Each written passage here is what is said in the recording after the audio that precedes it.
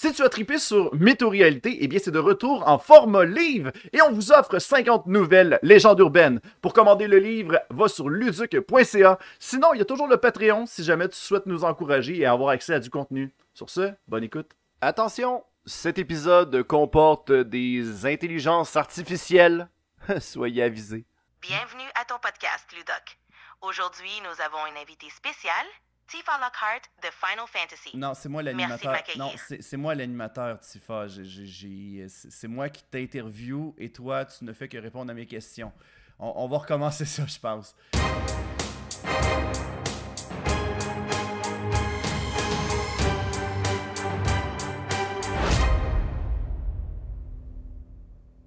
Bonjour tout le monde, bienvenue à Discuss Things. Mon nom est Luduc, L-U-D-U-C. Et aujourd'hui, j'ai le plaisir de rencontrer une femme que j'ai eu beaucoup de yeux étant jeune. Mesdames et messieurs, Tifa Lockhart. Bonjour, Ludoc. Je vais très bien, merci. C'est Luduc, Je suis- mon nom, c'est Luduc. Toutes mes excuses. Ludoc, merci de m'accueillir. Je suis prête à répondre à tes questions. Ah, c'est pas grave. Tifa, on va tout de suite mettre les cartes sur table. Je dois te l'avouer. Est-ce que tu connais le concept des waifus? Oui, je connais le concept des waifus. Ce sont des personnages fictifs, souvent issus de jeux vidéo ou d'animés, pour lesquels certaines personnes développent un attachement ou une affection particulière. Pourquoi cette question? Ben, écoute, je veux pas y aller par quatre chemins, puis je veux pas que ça crée un malaise non plus pour toi, Tifa, mais lorsque j'étais au secondaire, j'étais quelqu'un de très timide. Et lorsque j'ai découvert le film Final Fantasy Advent Children, j'ai découvert ta personnalité et tout le reste, et j'avoue que ça m'a charmé. Et je crois qu'à cette période-là, tu as été indirectement ma waifu. Comment tu réagis par rapport à ça? Je comprends, Ludoc. C'est flatteur d'entendre que mon personnage ait pu t'apporter du réconfort ou t'inspirer à une époque où tu étais plus jeune. Les personnages de fiction peuvent avoir un grand impact sur nous. Et je suis contente si j'ai pu jouer ce rôle pour toi. Ouais, mais mon nom c'est Luduc en passant, là. C'est pas Ludoc. Toutes mes excuses, Ludoc. Je vais m'assurer de ne plus me tromper. Continuons avec l'entrevue, si tu veux bien. Oh, ça part mal. Tifa, parlons un peu de ton parcours. Tu es né à Nibelheim. C'était comment de grandir dans cette ville, dans ce village-là? Grandir à Nibelheim était assez spécial.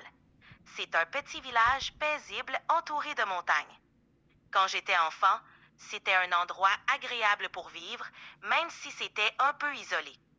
Les gens étaient proches les uns des autres, ce qui créait un fort sentiment de communauté. OK, est-ce que la petite Tifa que tu étais à l'époque avait des ambitions? Est-ce que tu souhaitais un jour quitter Nibelheim ou tu croyais que tu allais rester là tout le restant de ta vie? Petite, j'avais des rêves et des ambitions. Mais je ne savais pas vraiment où ils me mèneraient.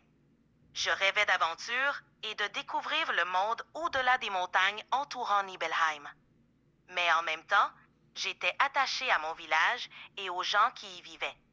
Je pense que j'aurais été heureuse de rester. Mais le destin m'a conduite sur un chemin différent.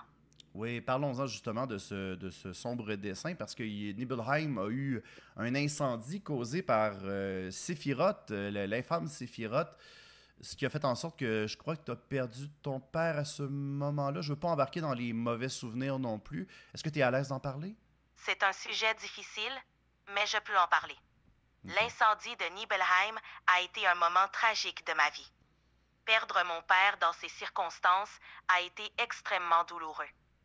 Cet événement a profondément marqué mon existence et a été l'une des raisons pour lesquelles j'ai quitté le village et rejoint Avalanche, pour essayer de faire une différence et empêcher que d'autres ne souffrent comme moi.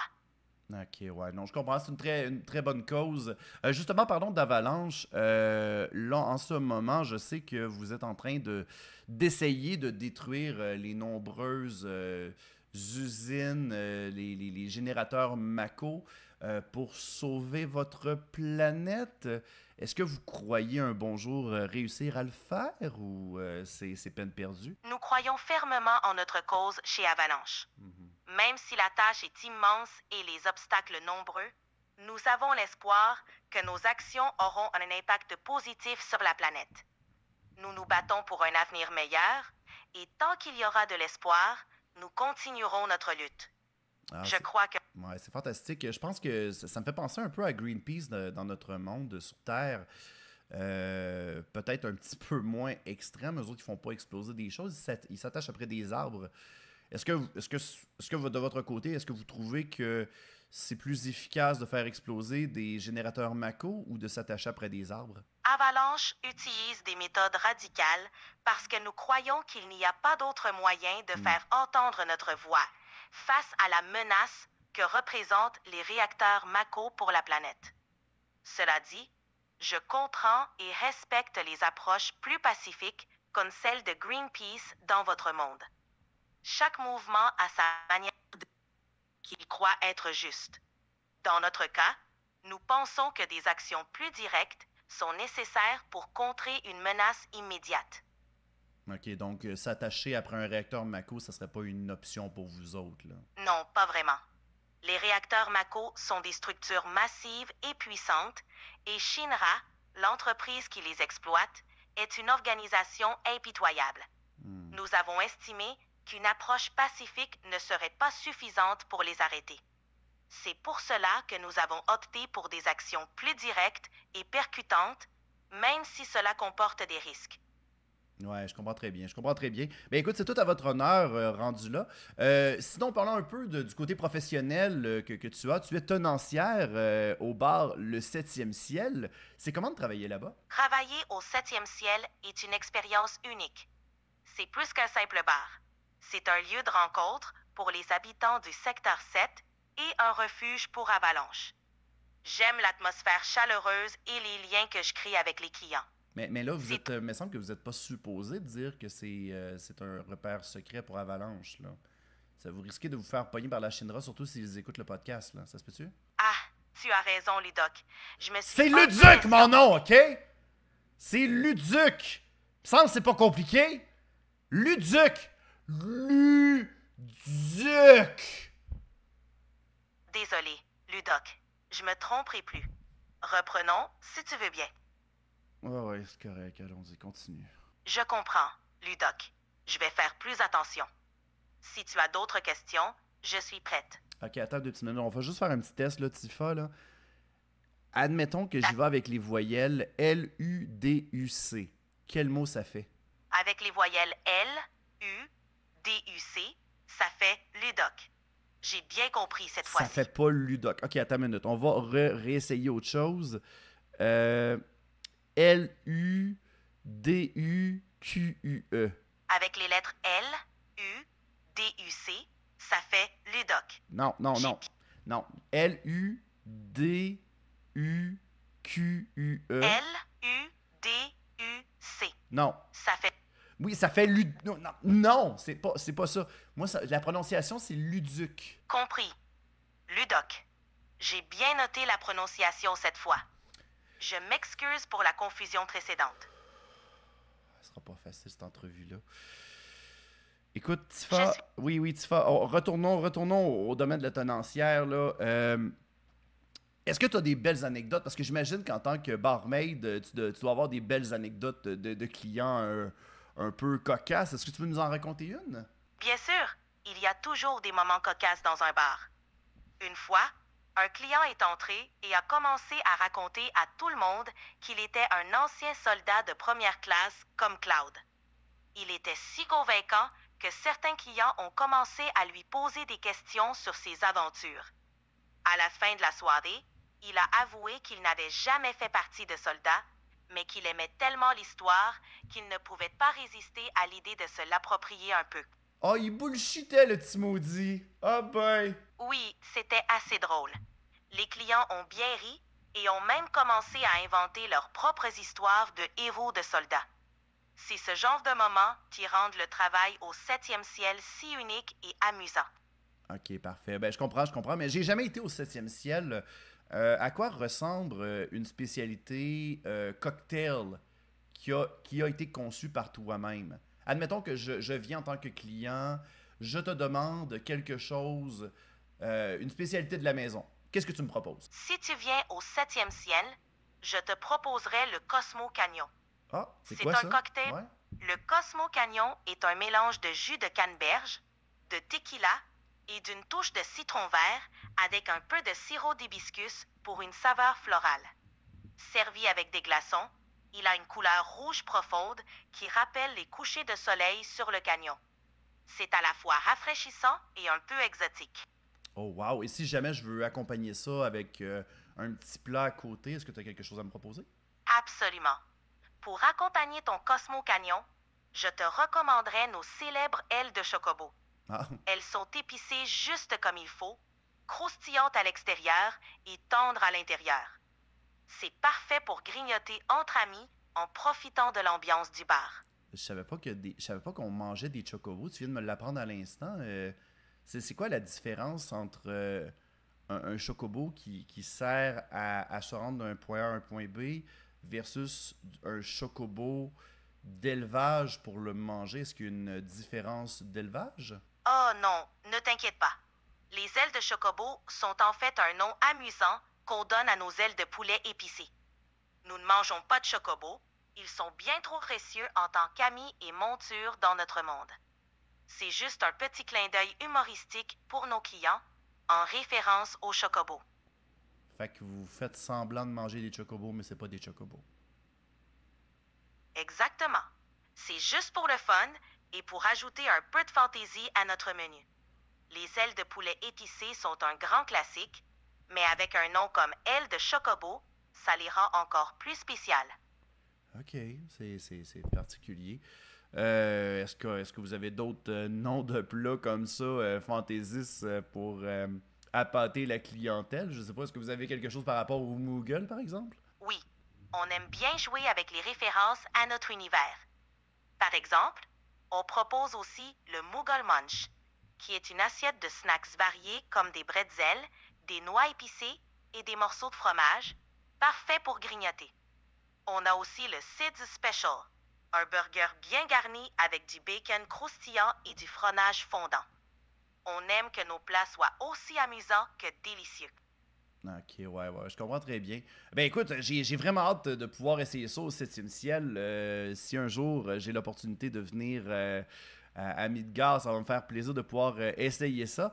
Euh, est-ce que les clients sont respectueux avec toi lorsqu'il est question de les servir? Je sais que plusieurs barmaids ont affaire avec des clients peut-être un petit peu plus saoulants qui n'ont plus de filtre et qui vont t'appeler Hey, shit, bébé. Blablabla. Comment tu gères ce genre de situation-là? C'est vrai que parfois, les clients peuvent dépasser les limites, surtout après quelques verres. La clé, c'est de rester calme et professionnel. J'essaie de désamorcer la situation avec humour ou en changeant de sujet. Si cela ne fonctionne pas, je leur demande poliment de se calmer. Et si un client devient vraiment irrespectueux, Un bon coup de on poing d'en tape. face! Non, ça marche pas ça? Oui, parfois un peu d'humour peut aider à détendre l'atmosphère. Je peux aussi faire un clin d'œil complice à nos videurs et ils savent qu'il est temps d'intervenir. L'important, c'est de garder une ambiance agréable et sécuritaire pour tout le monde au septième ciel. Ouais, je comprends très bien. Euh, Écoute, j'ai un autre sujet qui est un petit peu plus spécial, Tifa. Est-ce que tu me permets d'être un petit peu plus personnel, puis je veux pas encore manquer de respect à ta personne.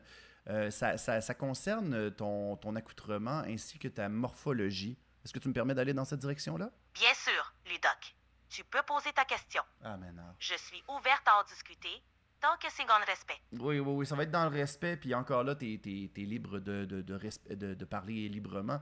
Je veux simplement parler parce que je sais que j'ai beaucoup d'amis, filles, qui mentionnent que lorsque les mensurations sont plus grandes au niveau du bustier, ça vient causer des gros maux de dos.